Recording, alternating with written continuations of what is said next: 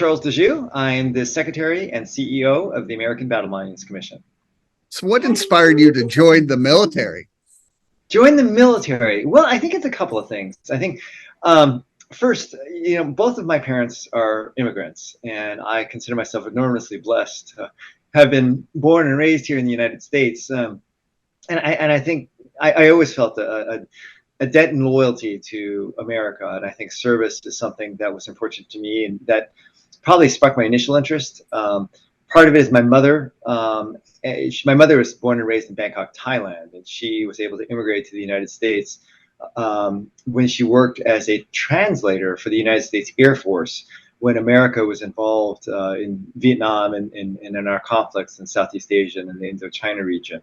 But I think what specifically, got me going a lot further, it's quite frankly September 11th. So I put it in. I'm a direct commissionee. I put a application into direct commission into the Army Reserve in early 2001.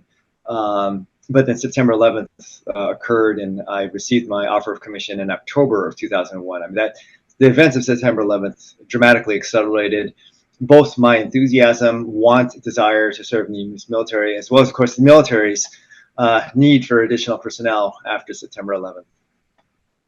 So how did it feel for you when you were appointed the Secretary and CEO of the Commission? I'm enormously flattered and honored. This really, truly is an absolutely wonderful, amazing, and noble agency. The American Battle Monuments Commission, responsible for maintaining the cemeteries and memorials, honoring the service and sacrifice of America's service members and armed forces around the world. It's really a pure mission, and for me, it's humbling that I can do this job. Do this job with a mission that I love, for an agency I love, for a country that I love, and for me, I'm really, really honored to be here. Yeah, can you tell me a little bit more about the commission? Sure. So the American Battle Monuments Commission, the ABMC, we are celebrating our 100th anniversary. We were originally established in 1923 by President Harding. The original mission of our agency was to maintain the American cemeteries for the American service members who had fallen overseas in the First World War. World War I was the first major engagement for the United States, where we sent a large number of American troops overseas who died and perished in combat for our nation. And the ABMC had the solemn charge to maintain these cemeteries for our nation, to remember the service and sacrifice of these service members. And our agency's very first chairman was General John Pershing. General Pershing, of course, was the commander of American Expeditionary Forces, and led American forces in the First World War. Our agency's mission then expanded after the Second World War. We had a very brief hiatus after the Nazi invasion and takeover of much of Western Europe. But after the Second World War, America renewed its charge to honor, preserve, and maintain all of America's cemeteries and battlefields overseas. Our second chairman of our agency was General George Marshall, of course, the former chairman of the Joint Chiefs of Staff. And it is from that legacy I am humbled and honored to lead just a tremendous agency. We have 26 cemeteries around the world, 32 memorials spread across 17 different countries. Probably the most well-known of my agency's sites is Normandy, the D-Day battlefield landing sites. But I want to encourage all of your viewers and listeners, it's not just Normandy. We have so many other sites around the world that are profound, they're moving, they're humbling, but I think also give a tremendous message of peace, whether it is at the Sicily-Rome Cemetery in Nettuno, Italy, or our Netherlands American Cemetery in Holland, the Manila American Cemetery in the Philippines, our Mexico Cemetery in Mexico City, Corozal in Panama City. It really sends a profound message that the United States of America, when we send our young people abroad to go and to fight, America doesn't go for conquest or plunder or to enslave another people. When America goes abroad and sends its young people to fight and, yes, sometimes die, America sends its young people for words. the words liberty, freedom, and democracy. And in exchange, all that America asks for in return for that service and sacrifice is a small plot of land to bury our dead. And my agency has the noble and humble mission of making sure those very small plots of land in France and Belgium, Netherlands, Italy, Philippines are preserved and protected for our families, for our country, and for our humanity. What is it like for you when you visit some of these cemeteries and memorials? You know, very humbling, extraordinarily humbling. It makes me exceptionally proud to be an American. To know that you know, I realized in the modern world today, I think there are a lot of Americans who are oftentimes frustrated with our government, with sometimes with the partisan, divisive nature of modern American politics. But I think the ABMC, our charge, when you go see these crosses, these Stars of David in these pristine fields and see how well maintained they are, you go visit our visitor centers and museums that tell the stories of America's courage on the battlefield.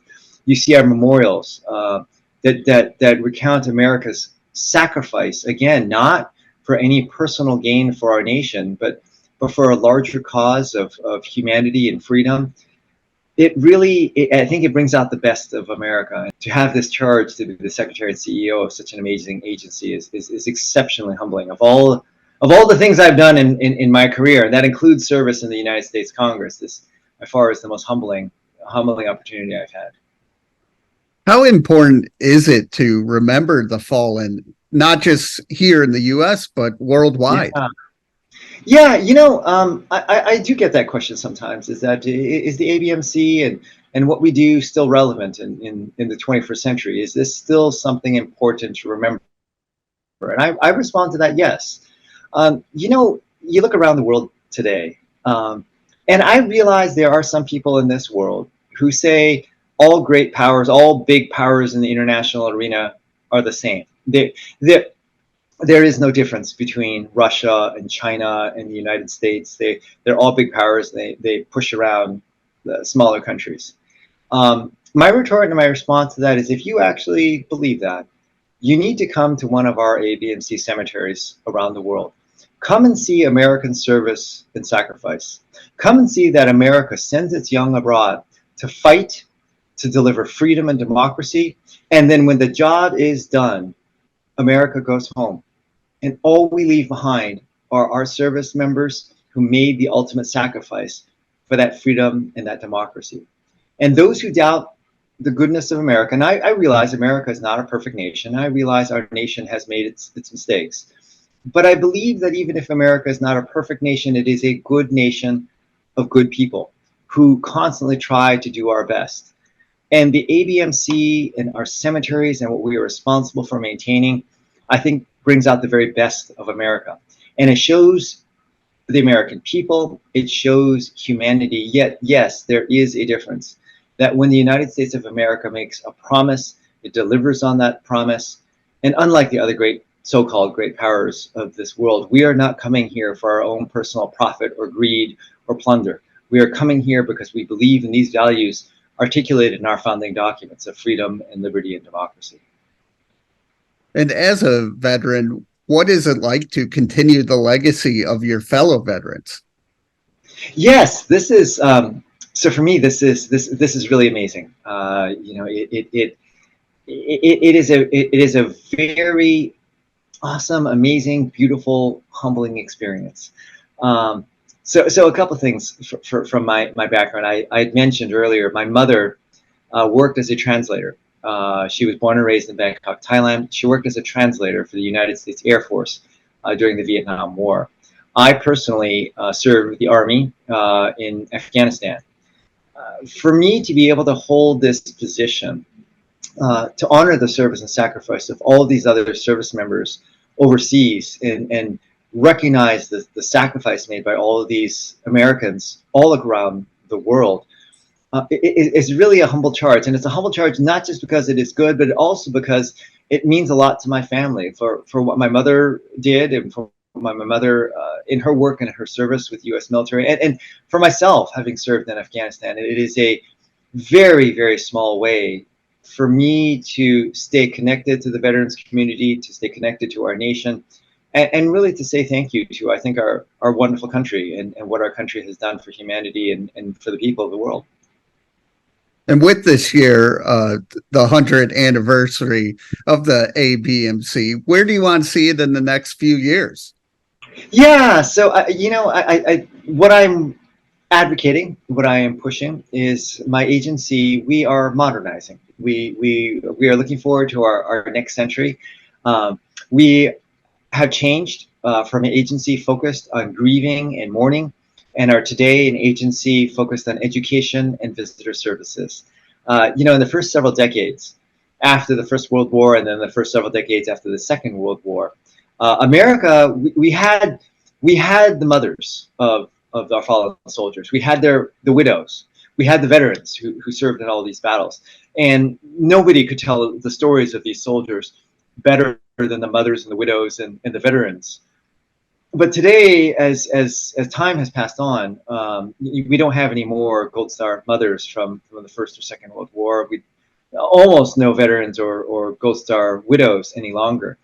So it becomes the charge and responsibility of the ABMC to make sure that these stories continue to be told, that we continue to remind ourselves, our country, and the world of the service and sacrifice of America's service members.